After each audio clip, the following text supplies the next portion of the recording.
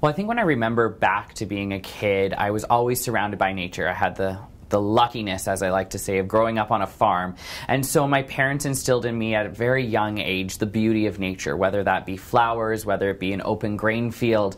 And I think naturally I just sort of began to understand Mother Nature as a designer, actually, one of the greatest designers, as I like to consider. And so being surrounded and immersed in a world of possibilities where nothing was ever impossible, but everything could come through imagination and creativity, I think really set me on my path of understanding design. But I would say I didn't even know it at that point. I think it took many, many years later, as I had experiences in high school and theatrical arts and drama and music and opera, to start to see a world developing and start to see that in myself and understand it a bit. And then really going to university and sort of being immersed in a culture of not only just looking at design, but also doing design and being practical in my applications. So I think it ended up in those moments starting to come full circle, where I could finally reflect upon the idea that I'd always been surrounded by amazing design, and sort of starting to see that as a place that I wanted to share, and take that to the next level for people. So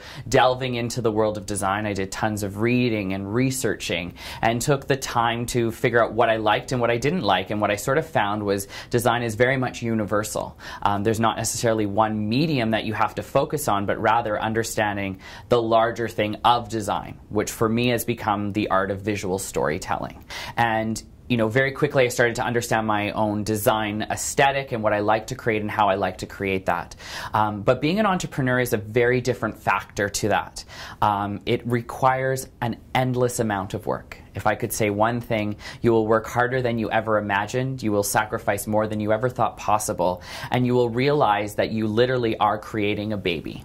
And that it takes so much time and energy, and there's moments where you will want to give up, where you will want to run away, but you have to stay steadfast in what you're doing and really believe in your abilities and talents. And that's taken me a long time to realize, and there's been many moments where I've wanted to run out the door and say, oh my gosh, this can't happen, I give up, I'm throwing down the cards. But I think for anyone starting in, I just started volunteering. I said, I want to do this, and I wouldn't take no for an answer. So I found ways in. I looked for opportunities.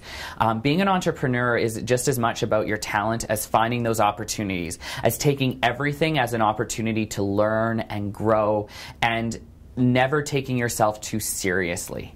You really have to be open to endless possibilities. You have to be open to where the journey will lead you. And I think if you have that open-mindedness with whatever you do, whether it be design, whether it be just being an entrepreneur and starting your own business, I think that is a key factor in actually having true success.